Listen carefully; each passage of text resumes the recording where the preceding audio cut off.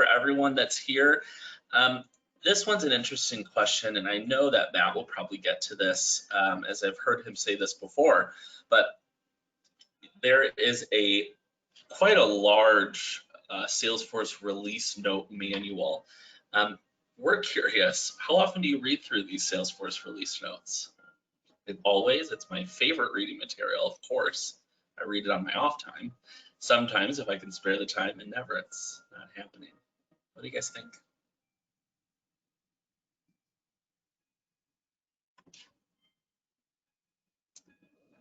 Okay, got about 72% of the vote in. If anybody else wants to add, we are going to close this poll in 3, 2, and 1. And let's share what that looks like. Sometimes, if I can spare time, is 77%. Are you surprised about that, Matt? No, I'm not. It's just trying to spare the time that's the challenge. Right. Yeah. Absolutely. Well, Matt and Cole, I am going to hide this and send it over to you to get started. Okay, great. Well, thank you very much. Again, this is Matt Mountain with Sikich. Where Mike's based in Chicago, I'm based in Cincinnati. And what we're going to do today over the course of the next 30, maybe 45 minutes is go through some of the new features of Summer 20 that you may want to consider implementing. And I say may want to consider, there's a boatload of features. And with every release, I just find it amazing as to how much money is spent on research and development at Salesforce, where they're enhancing not just Sales Cloud, they're enhancing a lot of products. So from an agenda standpoint, what we would like to cover is we're going to go through dynamic forms, Kanban enhancement, split views, Einstein search, new email insight, data mask, show you all the new features and talk about the virtual solution architect. So that's primarily what we're going to cover. Now, what's interesting is, we build this as the Sales Cloud Summer 20 release. Some of the features we're going to show you are on the platform, which means they apply to more than just Sales Cloud. But it's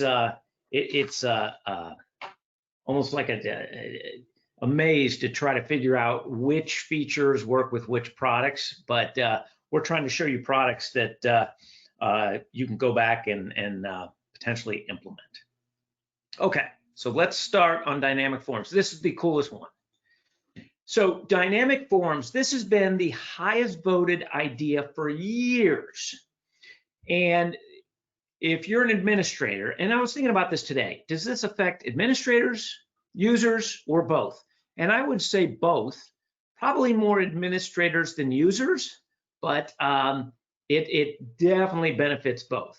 And the idea is, I did a project a couple years ago for an employee benefits firm, and they sell, to their clients. They do the medical, they do the dental, they do the insurance, they do, 401k, all that.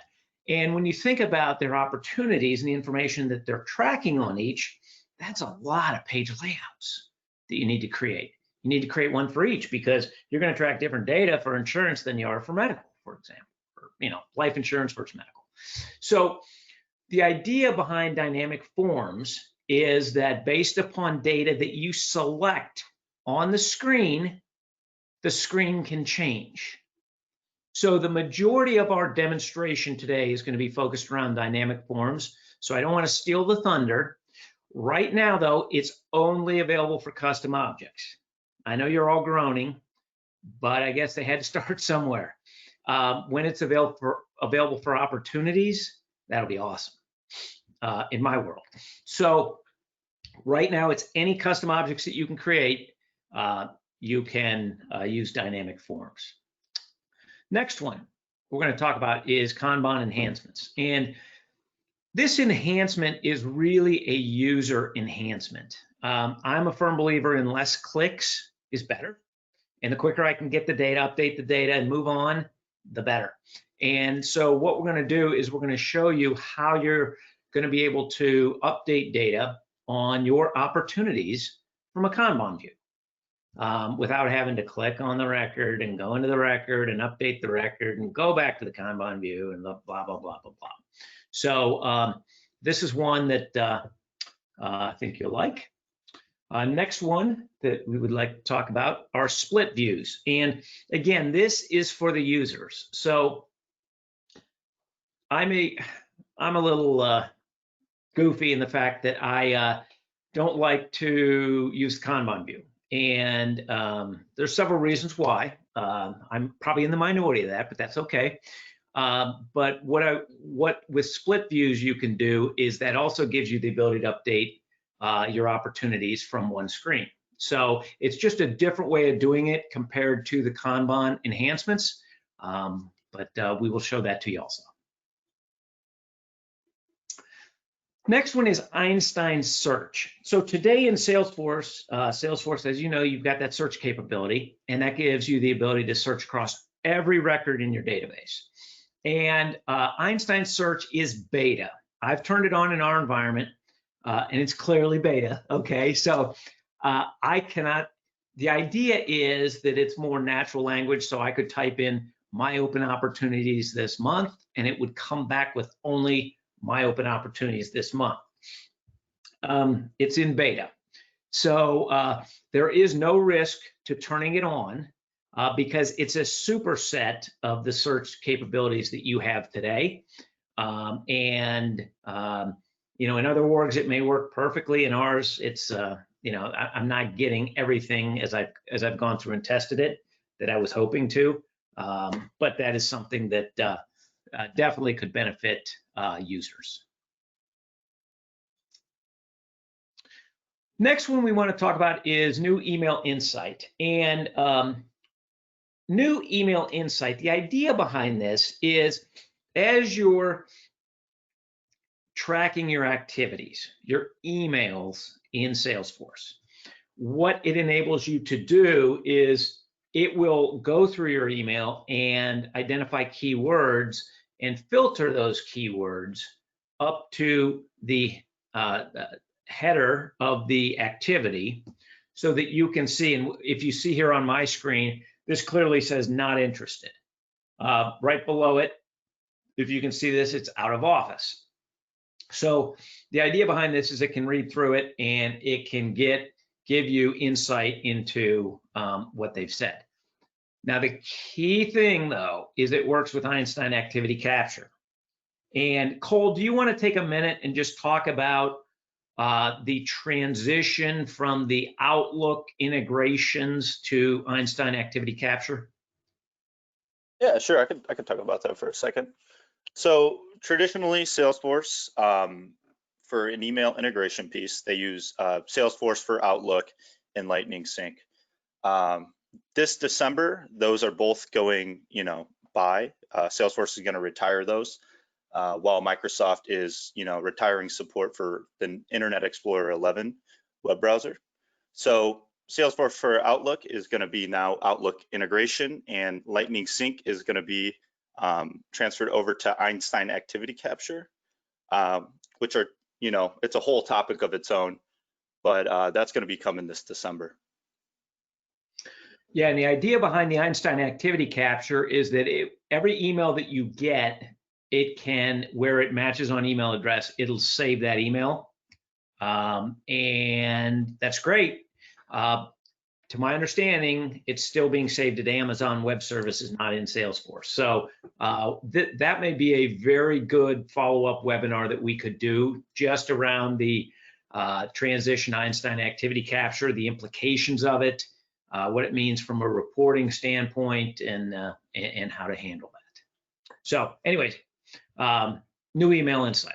Next one we would like to talk about is Data Mask. And this one is pretty cool. So, you know, we have a number of clients that use Salesforce Shield, where you can encrypt the data in the production environment. And Salesforce Shield can do more than that. But the idea behind Data Mask is it allows you in a sandbox to generate random data. So as you have people in the sandbox doing things, but they shouldn't see that production data, you can automatically have that data transformed. So in Data Mask, they have a number of routines where different word, a word becomes a different word.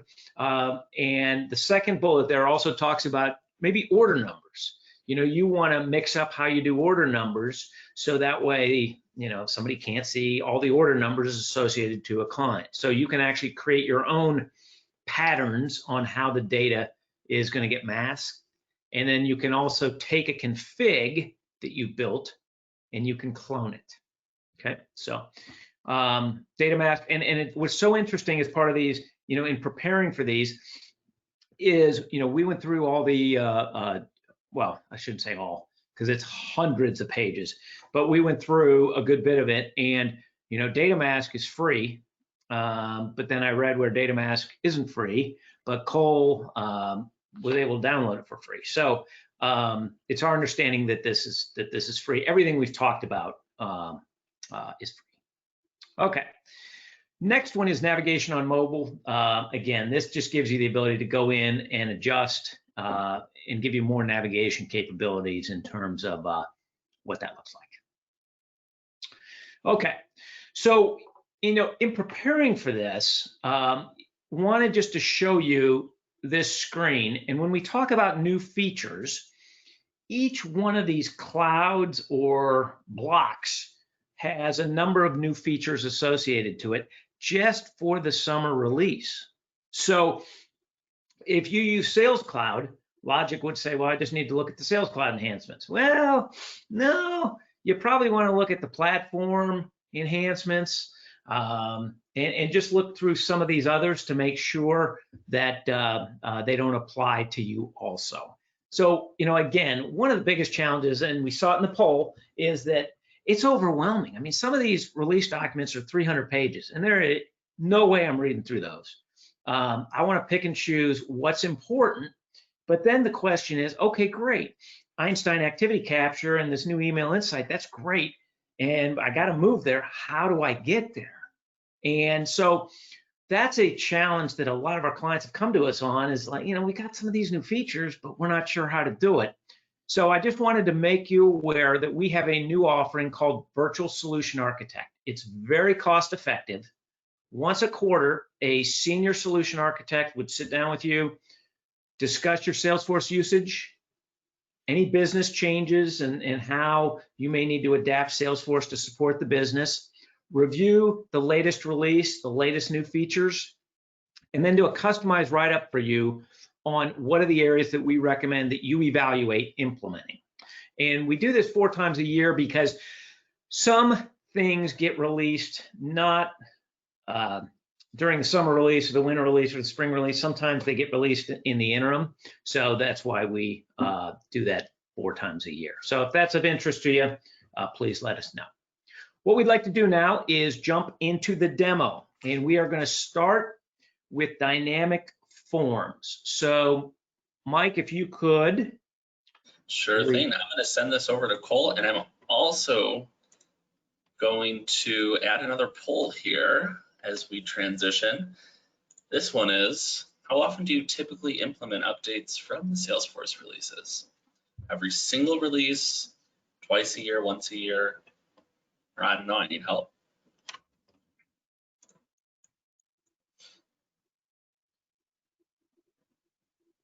Give it a minute to get those votes in.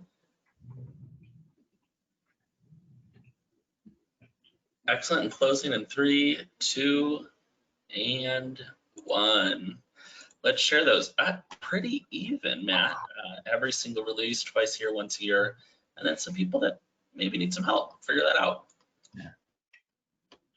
I'm going to hide that, and I'm going to send it right back over to Cole. Thanks. Okay. So the initial thing that we want to show you is dynamic forms. And again, dynamic forms right now works with custom objects only. So this is a demo environment, and Cole created a custom object for applicants. And the idea behind this is, think about HR recruiting, okay? And so the idea behind this is, what we're going to do is we're going to assume that we get a new applicant, John Smith. And that could come in from, the web. It could be a lead. It could be a contact. but in this case, it's a custom object, okay? So what we're doing is we're just creating a basic record here. And you know, we could have had more fields, but we don't want to spend this time just entering data. So the idea behind this is as you create a new record, we've got a page layout. This page layout is very boring. We're tracking a little bit of data and that's it. So what I want you to do is to look at this. We've got the header, we've got the applicant information that takes up 2/3 of the page, and then on the right, we've got actions and recommendations. So going back to my example of the employee benefits firm, think about it, every page layout would have to be different. Now in this case, what we're going to do is we're going to say, okay, John is interested in sales. So now what I want you to do is he's going to select sales, and when he saves the page, I want you to look on the right-hand side, right where it says actions and recommendations. And what you're going to see is that based upon him selecting sales, now there's information about the sales applicant. So go on and fill that one in. And so we've got a outside sales rep that pulls in 10 million a year. I'd like to be him. And is he willing to travel? He or she? Yes. So let's select yes. And as he saves it, I want you to watch that section right there, sales applicant and actions and recommendations. A new component pops up called travel information. Are they willing to travel? So the idea behind this is based upon what you select, you can dynamically pop up components with data relevant to that. Now, let's show it to you a different way. So let's go ahead and create a new applicant, Sally Jones or whatever and again, we're going to get a very basic form here, put in an email address, put in a phone number, and we'll save the record. And to show you the power of this, when you think about components, components can go anywhere on the screen. So if Sally's interested in IT, for example, and we go ahead and save, and before we save it, I want you to look right below the applicant information component and go ahead and save it. And now we have a new component there. So as it relates to the IT applicant, what are they interested in? Blah, blah, blah. Now, one of the things that, you've got that willing to travel. Well, gosh, if they say yes, remember that component we had on the sales side? We could reuse that component for anybody interested in IT as opposed to anybody interested in sales. Okay. So just to give you an idea of how that works. And you can see that popped up now on the upper right side, the travel, same component. That component could have been on the left side below, but again, we're just trying to show you some of the flexibility. Now, what I also would like for you to do is to see the buttons. So right above where the mouse is, we have edit and delete. With this release, you not only have dynamic forms, but you have dynamic buttons, which is super cool. So we have a field on the page layout called background check completed. And if Cole was to go in and check that and to save it, now I want you to watch those buttons up there. We got edit and delete. And now we have a new button called follow up. Okay, so what we just showed you was the ability to create and have dynamic forms and dynamic buttons. Again, the only downside right now is it's for custom objects. I would hope by the winter release, which ironically is coming out in a month, 6 weeks, that would be for all objects. So I'm just crossing some fingers and toes on that one. Okay, Cole, would you like to show off some of the other features? Yeah, definitely, Matt. Thanks. All right, so next we'll kind of show off a little bit of those list view enhancements. So we'll click into opportunities here, and it will open up a Kanban view of the opportunity records for closing this month. So what I really like about the Kanban view, right? It's great for seeing object records. You can group it by different fields like stages, and even summarize these fields such as opportunity total amount at the top here. The problem with Kanban though is you don't get a ton of information about the records right away. You only really get these 4 fields that are on each of the records. What Salesforce is introducing this summer is a details component that fits right here in the Kanban view. And what that's going to do, it's going to give you more information about each of these records. So if I go up to the right here and I click show me more details, this details component pops out. So you don't see anything right here right now, but if we click into a record here, you can see that this details component is populated with that record information. So like Matt said, you know, he likes to save clicks. So this is great because reps aren't going to need to click into each individual opportunity record to update key fields or, you know, to see key record information. They could do it right here in this details tab. So at the top here, you can see, you know, a number of different record information. You can see key fields, which you can edit real quickly, and also guidance for success. These key fields can be edited to show up to 5 fields currently. And if we see here, we'll click, or we'll see here real quick, these key fields. So you see amount, close date, and this guidance for success here. And what's really nice about this as well is it's fully customizable depending on your sales path here.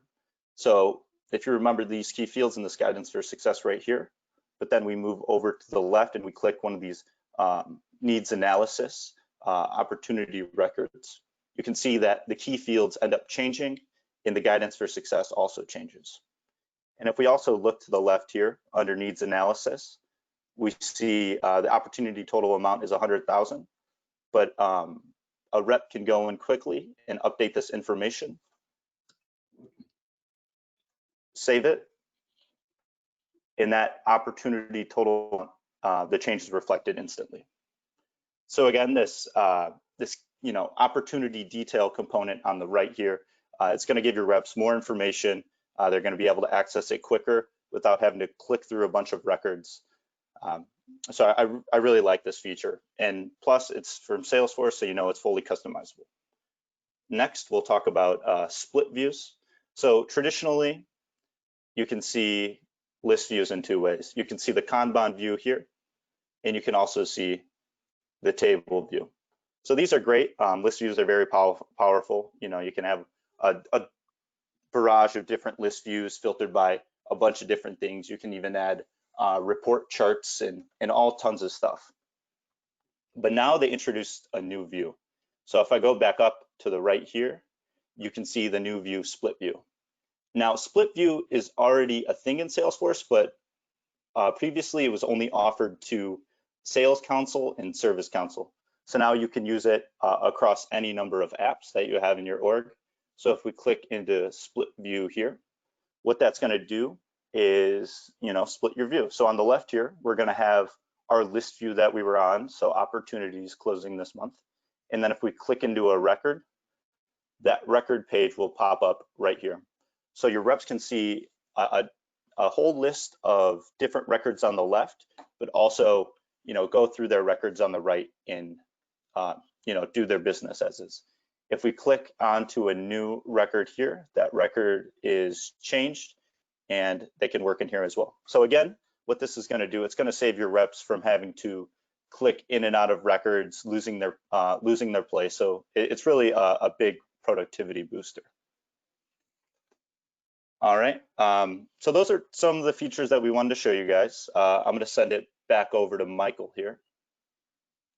Excellent. Thanks so much, Cole. I'm actually going to send another poll out to everyone, and I want to remind everyone we are taking questions. So if there's anything here that you need clarification on, or perhaps you have a question about a release that you heard, a release feature that you heard about, please feel free to enter that into the question box, and we'll get to that here after this poll. So we have another poll. What is your biggest challenge with Salesforce releases?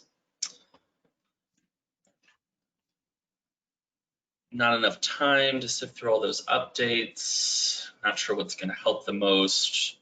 Perhaps you're concerned about how your updates are going to impact third-party solutions, or maybe you don't have any challenges at all.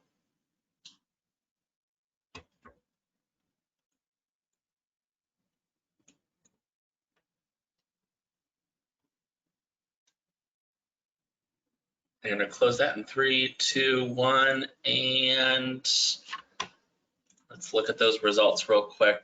Let's see, I'm not sure what will help my business the most. Some interesting findings here, I think. Not enough time to sift through all the updates, 29%, absolutely, that kind of goes back to our first question. Lots of different updates in that very large manual. And very lucky with everyone that has no challenges. Good job. Hey, Michael, this is Matt. I do see a question. Can you show us how to create a dynamic form or updated dynamic form? So is that something, Cole, that you could do? Yeah, I'd love to show that off. So, okay, here. So let's go back. Well, first, let's go back into applicants, right? So our custom object, we'll go back into John Smith. So again, you can see the different components on the page, right? So like we said, this is not a ton of different page layouts. It's just one page layout in one Lightning record page that you have to edit. So let's go behind the scenes here in the admin side. So if we go up to setup and we enter object manager here, and we'll go down to our custom object applicant. So we'll go to page layouts, right? So traditionally, what you see in a lot of orgs is a ton of different page layouts because you want different visibility into different fields and different layouts for different kinds of users or different kind of customers. So if we go into Lightning record pages here, we'll just click into this applicant record. And what this is going to be is, you know, what you would traditionally see. So we'll go in and edit this.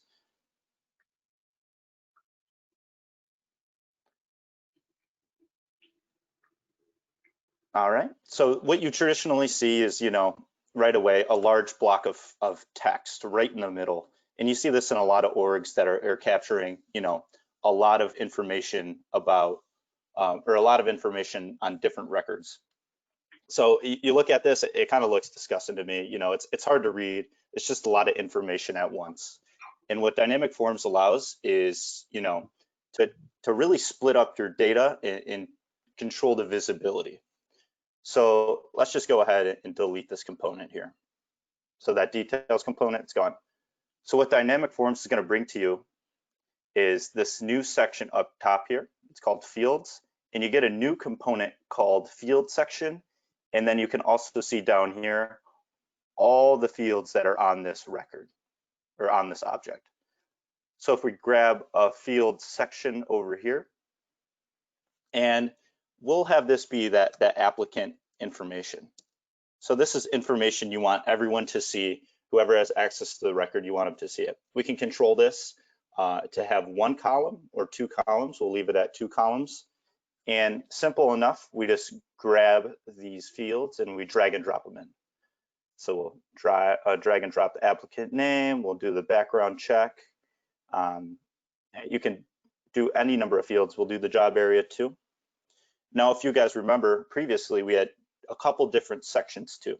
So we had a section below this with IT applicant information. So again, we'll drag and drop the field section and we'll bring that down here. We can call that IT applicant information. And we can again control 1 column or 2 columns.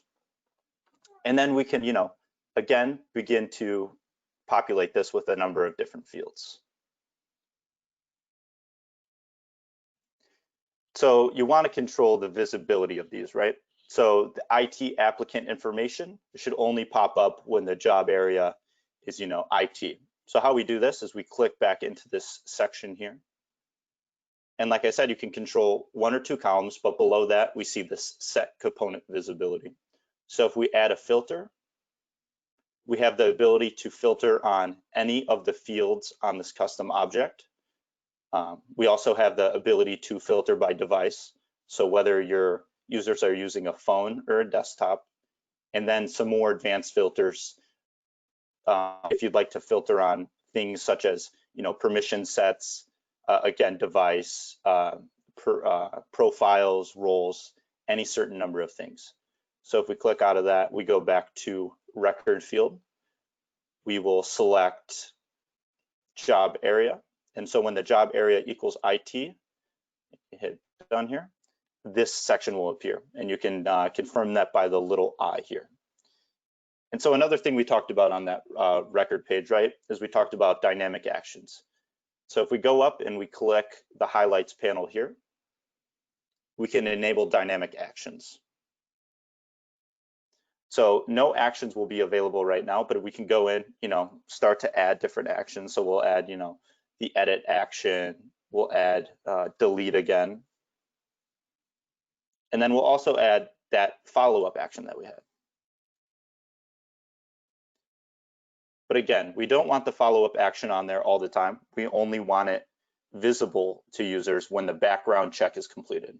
So if we click back into that action, and we can add a filter. So we can now filter on actions. So if we choose field background check completed, and we do that equals to true, hit done, we can see that little I shows up, and that confirms again that it's controlled the visibility. So that's really how you set it up. You can see again that you get these new components. So you get the field selection component, and then you also get all your fields over here. So now, again, traditionally, as we saw in the first time, we saw one area with a giant block of text, and you can break that up by sections by using record pages, but you wouldn't be able to add sections, below or on the side. So if we grabbed a field section again and we dragged it over here, that's a new possibility as well, which is great because Salesforce, one thing I love about it is it's super customizable. So you can customize it to whatever your user experience you'd like it to be. And then another thing is you can also control the UI behavior. So on this page, you can make different fields, read only or required if you'd like as well. And then as you would any other Lightning record page, you would go in, save it, and then activate it based on the visibility you would like. And that's pretty much it, how to set up dynamic forms. They made it very intuitive and very user-friendly, which I appreciate. Absolutely. Thanks, Cole. We've got more questions coming in. So we've got one comment and question from Rick. Love the split view option. Are all these releases all free?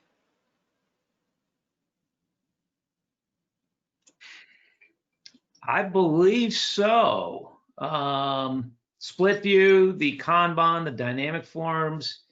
Cole, I think so, correct? Yeah, so all the features that we showed off today, and again, they're not all currently generally available. Like dynamic forms is only available, it's a beta, right? So it's only available in certain editions and for custom objects. So there are things in the release notes that might, the base functionality might be there, but depending on your license level, you need to. But everything we showed off today is included in your licensing. Great. And AJ is asking, can you do a session on Salesforce for Outlook? I thought that was an interesting question, and maybe we could do a live stream. Yeah, I was thinking the same thing, Michael, because I wrote a blog on it, so you guys can go to Sikich.com and in the insights page and check out a blog on it. But I think we might need a live stream because there is some detail around that. Absolutely. That's great. And speaking of the live stream, I guess we can do a shameless plug here in the chat. I'm going to add in our LinkedIn profile. Every Tuesday at 1 Central Time, we go live. So we're answering all your questions just like we are right now, but it's live, it's on screen. Usually we're having conversations all about Salesforce, and you'll see me there, Matt, Cole, often. So make sure to click on that link, like and subscribe there, and you can get those notifications to get new information about Salesforce every single Tuesday, except for holiday weeks. We take a little break. We've got more questions coming in, and we've got plenty of time. So Grace is asking, when you were updating the Kanban view, would that work for someone viewing their tasks in that format, maybe to make changes like reassigning tasks or updating the task comments? Or would that only work for certain objects like opportunities? So I believe at anywhere you can, so if we go back to, say even leads, right? And we go to the Kanban view and we change this to my leads. That section is, I'm actually shocked on that one. I think it might only be, hold on a second, sorry. Yeah, so I was wrong. Yeah, so just as I thought, it is available at any time there is a Kanban view. So, and again, these 4 fields at the top on the right are customizable as well as the key fields and the guidance for success. So it is, as Matt said earlier, available across the platform on any object. Okay, and Grace continues to ask, for the split view overview, would you be able to view tasks on one side and the household record on the right, or do they have to be looking at the same object for the split view? So the split view works on the same object. So whatever, list view you have up on that object, then it's going to show the records in the split view. So my leads, it's going to show lead records on the right side. Excellent. Thanks, AJ, for your question, or thanks, Grace, for your question. Bethany's asking, would the split view feature push to us automatically? She read that it's available to Lightning users with enterprise license, which we have, but when she clicks on the options, it only shows list views in Kanban.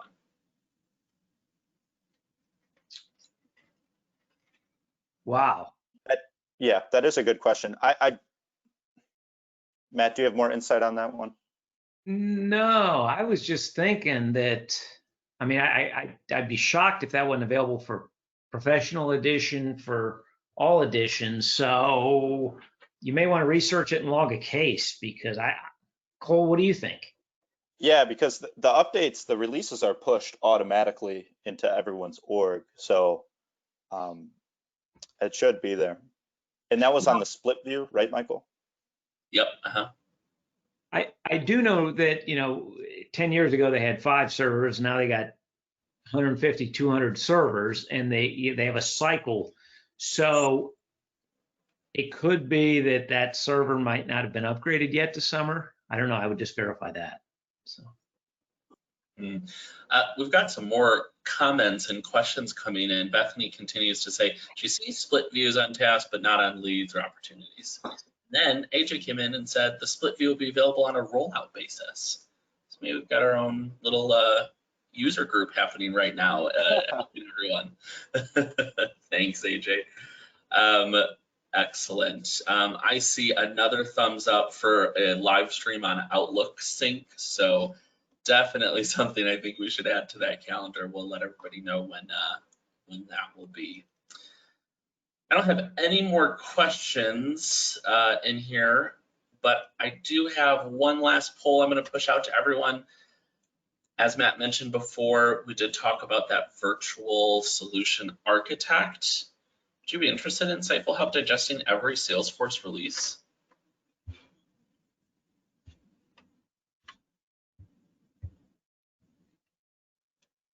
And it's okay to say no.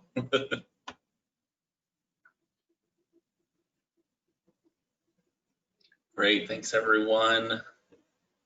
I'm gonna close that out. And we got an absolutely maybe. Yeah, I think that it seems to be something that people are looking for. hey, Michael, I looked into the split view, and it applies to all the versions of Salesforce, Lightning Experience, and it's available on a rolling basis during the summer 20 release. So that rolling basis makes me think that maybe it hadn't been rolled out yet. So. AJ was right. Thanks. Well, I don't have anything else for you, Matt and Cole. So I think we can go ahead and wrap up here. Thanks so much for presenting these the summer release to us. I'm excited to see what's happening with the winter release. That's not too far off. And like I said before, we will have this recording sent to everyone in that follow-up email that's going to go out tomorrow. Feel free to email me back and ask any questions, and I can get you to the right person to help with that. Matt and Cole, anything else? Nothing from me. Thanks, everyone. Perfect. Thanks, and have a great rest of your day. Bye-bye.